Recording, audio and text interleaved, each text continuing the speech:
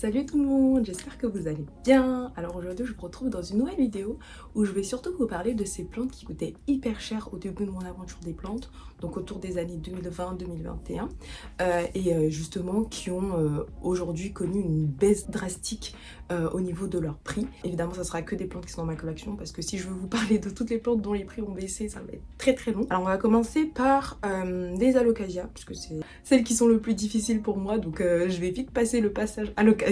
La première, ça sera la Frydek, donc la Mydcoliciana variegata. Bon, comme vous pouvez le voir, la mienne est en piteux état. Les alocasias, vraiment, c'est les plantes que j'arrive pas du tout. Mais il y a des petites pousses là, donc je me dis ça peut peut-être le faire. C'est vrai que moi j'aimais beaucoup son look. Déjà la version verte, la classique, je la trouvais super belle. Le côté velours, la forme de la feuille, et on a également les nervures hyper blanches. C'est vraiment un look que j'aime énormément. Malheureusement, je ne sais pas la cultiver, elle me déteste. La seconde halo que je voulais vous présenter, c'est la Watsoniana. Donc qui est déjà un peu plus présentable. Elle est en train de se réveiller, donc je suis hyper contente. Donc là c'est la première feuille qu'elle m'a sortie. On a ce côté hyper velours. L'arrière de la feuille il est un peu pourpre comme ça, super beau. On a les nervures hyper blanches, très apparentes, et sur un feuillage très vert foncé. Donc c'est vraiment le même look que la Frydek, mais juste dans une forme différente. On a ici pas de sinus, donc la feuille c'est totalement fermé, c'est un peu pelleté comme ça. Les deux, la Frydek et la Watsoniana, j'avais acheté à l'époque, donc quand ça coûtait cher, chez Nilou Beau Garden. Je sais pas si vous vous souvenez de ce site internet, on trouvait énormément de bonnes affaires dessus, mais le service client il était vraiment déplorable. Entre temps il a fermé, mais là-bas j'achetais pas mal de plantes qu'on trouvait assez chères dans plein de shops, mais chez eux elles étaient pas chères. Mais par contre il y en avait un souci, c'était mal barré, et donc je les avais achetées là-bas, et je crois que les deux je les avais pris à une vingtaine d'euros ou 25 euros au lieu de vraiment beaucoup plus cher. Je crois que c'est tout pour les alos, parce qu'en fait les alocasias c'est pas forcément une famille dans laquelle j'investis, comme je vous l'ai dit plus tôt. C'est une famille de plantes avec laquelle je galère énormément, j'arrive pas à les comprendre, honnêtement je n'y arrive pas. Il y a plein de gens qui me disent de faire de la culture en hydroponie, donc avec notamment du pont, des trucs comme ça, mais moi je suis pas du tout fan de ce type de culture là. J'aime bien cultiver en terre mais bon j'ai toujours pas trouvé comment faire pour qu'elle elle se plaise chez moi. Maintenant on va passer au Hoya, je pense. Il y avait des Hoya qui coûtaient assez cher à l'époque, puis ben, je vais vous les présenter tout de suite. Alors le premier c'est le Clemenceorum, donc ça je pense que c'est vraiment un Hoya que beaucoup de gens aiment. En même temps regardez-moi ce look, il est assez foncé, il a une feuille qui est assez rigide avec les bords ondulés, on a un côté splash. En fait il a un look hyper préhistorique. À l'époque un cutting d'une feuille ou deux, les prix pouvaient monter excessivement haut.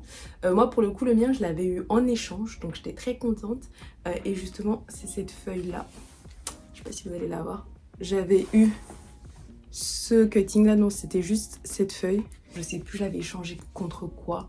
Au final, je l'ai eu, on va dire gratuitement entre guillemets, donc j'étais assez contente. Ensuite, autre Hoya un petit peu dans ce style-là, c'est l'Hoya ondulata. C'est celui-ci, donc on a un peu le même style préhistorique que le Clemenceorum, sauf que lui en fait il a pas les nervures, il est assez tacheté, il a les bords hyper ondulés. Et comme vous pouvez le voir, mon spécimen il est tout petit, je l'ai acheté récemment, je l'ai acheté sur le bon coin celui-là. C'est un compte sur lequel j'achète assez souvent des Hoya, et en fait j'ai vu qu'elle faisait un ondulata, je crois qu'il était à 18 ou 20 euros, un truc comme ça, donc je me suis dit pourquoi pas. Le dernier Hoya que je vais vous présenter c'est celui-là, que je fasse gaffe sans tout casser parce que lui récemment je lui ai coupé une feuille, je vais vous montrer, c'est celle-là, je les coupe, non n'importe quoi, c'est pas elle, est-ce que je raconte, je suis sous crack ou quoi, c'est celle-là pardon. Celle-là que j'ai coupée, vous voyez là comment c'est coupé net. En fait je l'arrosais et je l'ai posée dans ma cabine de douche. Et en fait j'ai pris une plante, enfin une autre plante que j'ai posée par dessus sans faire exprès. Sauf que la plante elle était dans un cache-pot, enfin un cache-pot, c'est pas vraiment un cache-pot, mais vous voyez les boîtes de conserve là. Et j'utilise en cache-pot. En posant la boîte de conserve dessus, ça a coupé net. La feuille elle est en train de sortir. donc elle était toute molle, bichette, ce qui fait que ça l'a coupée net. Voilà, donc oui, je reviens à mon sujet de départ. Donc c'est l'Oya sulawesiana, donc j'aime beaucoup cet Oya. Il a vraiment ses feuilles hyper allongées, et lui surtout, ce qui me plaît le plus chez lui, c'est les fleurs, parce que les fleurs elles sont sublimes. Je vais essayer de mettre une photo des fleurs quelque part. Et pareil, il a pas encore fleuri pour moi, mais j'aime aussi son feuillage, mais c'est pas ce qui me plaît le plus, parce que ce feuillage là on peut le trouver sur d'autres Oya. Mais ce qui m'a vraiment fait sauter le pas pour lui, c'est surtout ses fleurs. Je le pose et après je continue mon discours. Pour le coup, lui je l'avais importé. Donc c'était Aroid Asia, un truc comme ça. Les plantes qu'il faisait à l'époque c'était pas cher. Aujourd'hui je trouve que les prix ils ont vachement augmenté, mais à l'époque c'était vraiment pas cher du tout. Et justement je l'avais acquis à cette occasion là. Et je sais plus, je pense qu'il devait être à une vingtaine d'euros, un truc comme ça. Mais avec l'importation, on a énormément de frais après, parce que du coup il y a les frais de port qui coûtent assez cher, on a les frais de douane, on a le passeport phytosanitaire, tout ça à investir dedans. Mais vu que les plantes elles coûtent pas cher, enfin en tout cas à l'époque, généralement quand on importe, on achetait, en tout cas pour ma part, j'achetais pas une seule plante, j'en achetais plusieurs. Les frais ils étaient répercutés sur le prix de chaque plante, et il a été très facile à acclimater pour le coup. J'ai pas eu de soucis particuliers, donc très très simple. Maintenant on n'a plus qu'à attendre qu'ils fleurissent. Je pense que les Oya j'en ai fini. Du coup maintenant on va passer aux Monstera. La première que je vais vous présenter, je pense que je vais commencer par la plus chère. Elle vraiment elle a coûté cher pendant très longtemps. Donc on commence par le Burle Marx Flame. Cette Monstera là, les prix vraiment ils étaient fous. La pause et après je continue de parler. À l'époque je pense qu'on était sur des milliers d'euros, c'est une folie. Elle a mis quand même du temps à ce que le prix il baisse. La baisse de prix elle s'est fait de manière progressive. Moi pour le coup je l'ai acheté au moment où les prix commençaient vraiment à baisser. Je l'avais acheté chez Harmonie Plante. Jamais j'aurais mis plus de 100 euros là-dedans, parce que je la trouve belle, mais pas non plus au point d'en mettre une centaine d'euros. Mais je pense que je l'ai pas non plus acheté en toute 50 euros. Là on va partir sur la taille Constellation, hein, petit classique. Mais pareil que la Burle Marx Flame, elle coûtait excessivement cher. Je la trouvais belle, mais du coup comme j'avais la Albo en fait ça me dérangeait pas de ne pas l'avoir, donc je l'ai pas acheté tout de suite. Elle pour le coup je l'ai acheté hyper tard. Chez Plein de pour tous l'année dernière ils ont commencé à la faire, je pense que je l'ai pu l'avoir à 20-25 euros, un truc de ce genre là.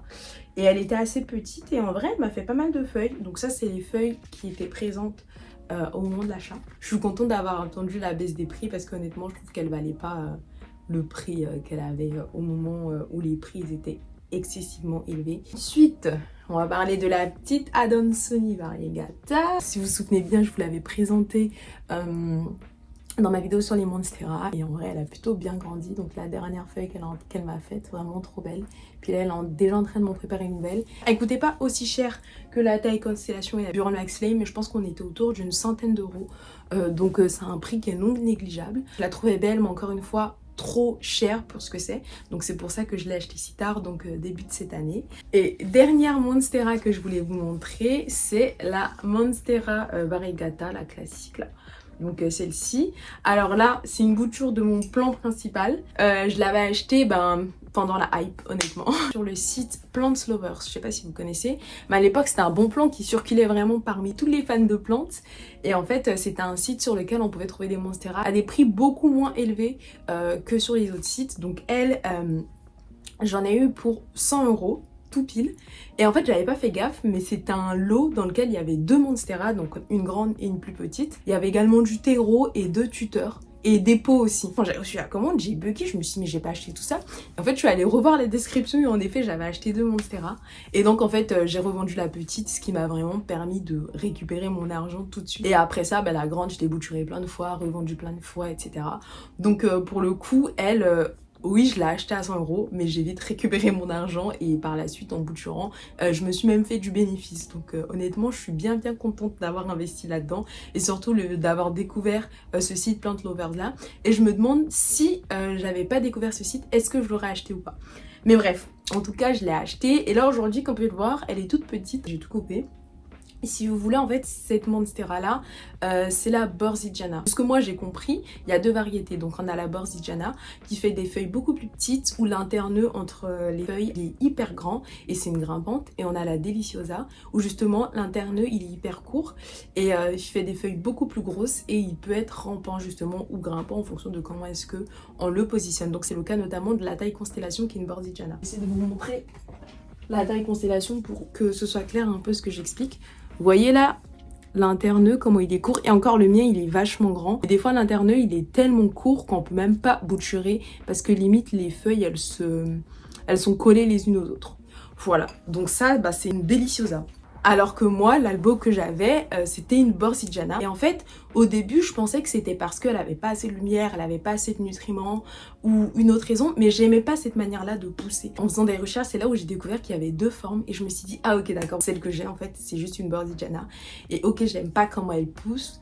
Donc en fait je vais tout repartir de zéro, donc j'ai tout coupé, j'ai tout vendu et j'ai gardé uniquement cette bouture là ainsi que la base, donc la base que j'ai mise à l'extérieur. Là je la garde pour tout l'aspect sentimental parce que c'est vraiment la première plante rare. Elle a vécu tout avec moi parce que quand je l'ai achetée en fait j'y vivais encore chez mes parents, donc elle a vécu mon premier déménagement dans mon appart quand j'étais toute seule, elle a vécu le second déménagement dans cet appart dans lequel j'habite aujourd'hui. Et voilà, enfin c'est très sentimental, du coup j'ai pas réussi à me débarrasser de toute la plante parce que même si elle pousse pas comme je veux, je l'aime trop et voilà, c'est pour ça que j'ai gardé une voiture. Et en plus elle est vraiment belle. Ok, elle pousse pas comme je veux, ok, elle fait des interneux hyper grands, mais regardez-moi la qualité des variégations. Et dites-vous, en fait, dès le moment où je l'ai achetée, elle avait cette qualité de variégation là. Ah oui, parce que du coup aussi sur le site, j'avais acheté normalement un pack où les variégations elles devaient être moins élevées. Et justement c'est pour ça que ça coûtait 100 €. Parce qu'à l'époque vraiment ça coûtait hyper cher. Dans le mail de confirmation de ma commande, ils me disaient qu'ils n'ont plus de plantes avec des variégations basses, donc celles qu'on va recevoir elles auront des variégations un peu plus élevées. Vraiment c'était le gros lot. Donc voilà, je pense qu'on a assez parlé de cette monstera. Comme vous pouvez le voir, elle a une trop grosse valeur sentimentale pour moi et j'ai trop de souvenirs qui sont associés à elle. On va passer un peu au philo, hein. Ouais, au philo. J'en ai pas beaucoup de philo. Enfin, j'en ai pas beaucoup à vous présenter. Donc le premier c'est le El Chocorette, donc c'est celui-là. Il devait être un peu moins cher que les Monstera, mais il coûtait quand même cher. J'ai un souvenir sur Plant où il était à 80 € et c'était un peu plus tard que 2020-2021. Donc vraiment il coûtait pas mal cher à cette époque-là. J'avais importé de chez Equagénéral parce que Equagénéral c'était les seuls à le faire pas cher, donc il était à une trentaine d'euros. C'est normal que ce soit petit, encore une fois. Moi je suis une boutureuse compulsive, j'adore bouturer, je bouture tout le temps. Elle aussi ça a été un bon investissement, même si au moment où je l'ai acheté c'était pas dans l'objectif d'investir, mais c'était parce que j'adorais vraiment le look. Donc j'étais fan et je suis toujours fan des plantes à la texture un peu velours, très foncée. Et elle, j'aimais bien son côté rond, je la trouvais trop belle. Et c'était l'un de mes philos préférés avec le Gloriosum. Gloriosum c'est un peu le même style sauf que lui il a des nervures très blanches. Gloriosum que je n'ai plus parce que c'est un aimant à cochonnerie. Il adore s'attirer toutes les bestioles qui existent, contrairement à El Chocorette qui je trouve il n'est pas trop susceptible à avoir tous les nuisibles, alors que vraiment le Gloriosum il aime trop les nuisibles. Donc je me suis dit le mieux en fait pour éviter que tous ces cochonneries là se propagent dans toute ma collection, c'est vraiment de ne plus avoir le Gloriosum. Maintenant on va passer à la dernière catégorie, ça sera les anthuriums, hein. Let's go. Alors, premier anthurium que je vais vous présenter, c'est le Papilio laminum. Celui-là, c'est pas un papy pur, mais en tout cas, c'est croisement entre deux papys. C'est un Fort Sherman croisé avec un Gunayala. On voit même pas comment il est foncé parce que c'est trop lumineux cette pièce. Peut-être sur cette feuille-là, on le voit et encore. Donc, lui, je l'ai acheté tard. Je comprenais pas toute la hype parce que oui, c'est un bel anthurium, mais je trouvais simple. Et moi à l'époque j'adorais les anthuriums qui avaient des nervures. C'était ça que j'aimais le plus. Maintenant c'est l'inverse. J'aime beaucoup plus ceux qui ont moins de nervures ou alors des nervures plus subtiles. Mais à l'époque j'adorais les nervures très apparentes. Donc tout ce qui était Crystallinum, Clarinervium, Silver Blush, c'était vraiment tout ce que j'adorais. Et donc en fait je trouvais le prix trop excessif. Et jamais j'allais mettre ça dedans, sachant que c'était pas mon look préféré d'anthurium. Et en fait je l'ai acheté assez tard, je l'ai acheté chez Harmony Plant. Les trois que je vais vous présenter là, je les ai achetés en même temps chez Harmony Plant. Et dès qu'il a été entre guillemets dans le monde du tisciculture, les prix ont drastiquement baissé. Je vais vous présenter les deux autres anthuriums que j'avais achetés dans cette même commande. Oh non! Bah non, je vais pas vous montrer, j'ai oublié un philo, je viens de le voir là. Je vais vous montrer le petit philo d'abord et après je repasse au Centurion. Purée, vraiment la dame qui sait pas faire une vidéo quoi. Bon, je vous présente le petit philo. Alors celui-là, c'est un philodendron qui coûtait excessivement cher. Mais que je vous dis excessivement, c'était une folie. C'est le petit Spiritus Sancti. Et pareil, je le trouvais très beau, mais trop cher pour ce que c'était. Et j'aimais beaucoup son look, donc très allongé. Là pour le moment, il est encore petit. Mais plus il va devenir grand, plus les feuilles elles seront fines, hyper allongées. Le mien, bah, comme vous pouvez le voir, je l'ai acquis assez récemment, donc c'est cette année, je l'ai eu sur le Bon Coin. Le personnel habitait vraiment à côté de chez moi, donc j'ai pu le récupérer en main propre et je l'ai eu à 12 €. Et même, j'ai même pas payé 12 € parce que quand je suis arrivée, je lui donne les 12 €, il me dit non, non, c'est bon, ça sera 10 €. Je dis bah trop bien, donc il m'a redonné mes 2 € et je suis allée acheter du pain avec. Bref, et j'étais trop contente. Et du coup à l'époque il avait ces 3 petites feuilles, donc celle-là, celle-là et celle-là. Et depuis qu'il est chez moi, il m'a sorti cette feuille-là et puis là il est en train de m'en faire une nouvelle. Et vraiment j'étais trop contente parce que c'est vrai que c'est un philo que j'aime beaucoup et que j'ai toujours trouvé très beau, mais encore une fois trop cher pour ce que c'est. Et là en fait quand je l'ai vu à 12 €, je me suis dit ben let's go en fait. C'est l'occasion. Et lui aussi, ça a mis du temps à baisser. Et encore là, je trouve les prix, on est plutôt autour de 40-50 €. Donc ça reste quand même assez cher, mais à l'époque, c'était vraiment excessif. On retourne sur les Anthurium. Donc celui que je voulais vous présenter, donc a été acheté en même temps que le papy là, c'est le Delta Force. Alors le Delta Force, pareil, on était sur des prix exorbitants. Lui, c'est un croisement entre un Clarinervium et un... comment ça s'appelle? J'ai oublié. Pedato radiatum, je crois. Il était le seul qui a eu cette caractéristique-là. On a une forme qui est un peu triangulaire, on a les bords ondulés, on a des nervures assez différentes de tout ce qu'on peut avoir dans le monde des Anthurium. Parmi tous ceux que je vous ai présentés, où je vous disais que j'ai mis du temps à l'acheter, je pense que c'est le seul où j'aurais pu céder à la tentation. Si on était plus aux alentours de 100 €, j'aurais cédé. Par exemple, le Spiritus Sancti, jamais j'aurais cédé s'il était à 100 €. Pareil pour la taille constellation. Il y a quoi d'autre que je vous ai représenté? Pareil pour le Burmax Sling. Lui, c'est vraiment un look qui me plaisait beaucoup et qui était assez différent de tout ce que j'avais. Et comme je vous ai dit à l'époque, j'étais vraiment fan des Anthurium avec des nervures apparentes. Et lui, il en a énormément et j'aimais trop les nervures. Les prix ont drastiquement chuté grâce aux tissue-culture, hein, tout simplement. Là, je pars sur un autre sujet. Mais je trouve que c'est quelque chose qui est beaucoup diabolisé. Mais je pense que les gens, ils s'en rendent pas compte qu'en fait, toutes les plantes qu'on va trouver en jardinerie, la plupart, c'est issu de ça. Et c'est surtout un procédé qui permet de rendre disponible énormément de plantes. Ok, il y a certaines cultures qui sont mal faites qui induisent qu'on a des plants qui sont assez faibles et qui poussent pas très bien. Donc il y a eu certaines tailles constellations qui ont eu ce problème là. Il y a certaines philo Pink Princess qui ont eu ce problème là aussi. Mais globalement il y a énormément, toutes les plantes en fait qu'on trouve en jardinier, on va pas se mentir, c'est issu de ce procédé là. Et c'est pas pour autant qu'elles ont pas une bonne génétique. Donc je trouve ça un peu dommage que ce soit diabolisé autant. Et il y a tous les problèmes qu'il y a derrière qui peuvent découler de ça si c'est mal fait. Mais ça permet aussi de donner accès à des plantes à énormément de personnes. Et moi c'est ça le plus important, c'est vraiment de tout ce partage là en fait autour des plantes, j'adore ça. C'est nuancé encore une fois comme plein d'autres choses, il y a du bon, il y a du mauvais et je trouve ça dommage que ce soit autant diabolisé. Voilà, je ferme la parenthèse et on continue.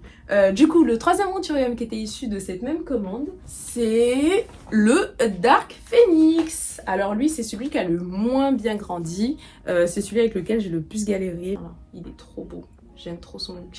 Et lui aussi, je pense que ça doit être du tissu culture. Pour le coup, je l'ai eu, il était plus petit que les autres. Et j'ai vraiment galéré à le cultiver au début. Et là, en fait, ça fait quelques mois où ça va bien. Il m'a fait 2 petites feuilles. Là, il est en train de m'en préparer une nouvelle. Donc, je suis contente. Et vraiment, je l'aime trop. Je ne l'ai pas eu hyper cher. Je pense que toute la commande, là, j'ai dû en avoir pour 100 € pour 3 plantes. En comptant les frais de port et du coup, le prix des plantes. Et maintenant, on va passer à la dernière plante. C'est le Warocqueanum. Alors cette plante, elle m'a donné du fil à retordre, vraiment. En fait, j'ai une relation d'amour-haine avec elle. Je crois qu'elle n'a jamais été aussi belle. Je l'aime trop. Elle vient de chez Equagenera. Donc à l'époque, pareil, ça coûtait excessivement cher partout. Mais sur Equagenera, ça coûtait moins cher. Mais encore une fois, vu que c'était de l'importation, on avait plus de risques. Et elle, en fait, ça a été un peu les montagnes russes avec elle. Un coup, elle allait bien, un coup, elle allait mal, un coup, elle allait bien, un coup, elle allait mal. Et là, je crois que c'est la période de sa vie chez moi où elle va le mieux. J'ai eu des moments où vraiment il n'y avait rien, c'était juste un tronçon. D'ailleurs, je trouve qu'elle a perdu en coloration parce qu'avant elle était vraiment beaucoup plus foncée. Et je sais pas à quoi ça peut être dû. Donc si vous savez, n'hésitez pas à me le dire dans les commentaires. Là, vraiment, elle est beaucoup plus claire qu'elle était au début. Mais au moins elle va bien. Je sais pas si c'est un problème de nutrition ou je sais pas. Je pense pas parce que j'ai pas trop changé mon engraissage. Donc déjà je mets de l'osmocote dans tous mes terreaux. Et en plus après à chaque arrosage je mets un tout petit peu d'engrais. Genre je mets le minimum. Mon engrais c'est entre 1 et 4 millilitres par litre. Moi je mets 1 voire même 0,5. Ça dépend. Et j'en mets un petit peu mais du coup à chaque arrosage. Donc je sais pas à quoi ça peut être dû. La luminosité elle a pas vraiment changé. Mais ma foi, il va bien et il est trop beau, donc on va cracher dessus. En général, à l'époque, il y a beaucoup de plantes qui faisaient à une trentaine d'euros alors que ça coûtait énormément cher ailleurs.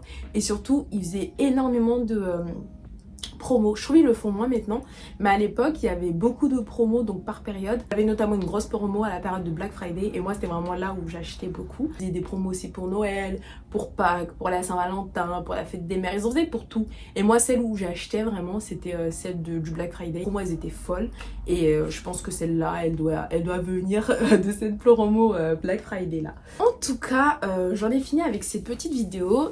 En la faisant aussi c'était un peu pour vous expliquer que des fois vaut mieux attendre que les prix baissent parce que comme vous pouvez le voir là, toutes les plantes que je vous ai présentées, les prix aujourd'hui sont dérisoires et encore je pense que ça peut être même encore plus bas que ceux que moi je vous ai donnés aujourd'hui, alors qu'à l'époque ça coûtait très cher, ça allait être dans des centaines voire des milliers d'euros pour certaines, ce qui est vraiment totalement excessif pour des plantes, sachant que ce sont des êtres vivants et qui peuvent mourir à tout moment.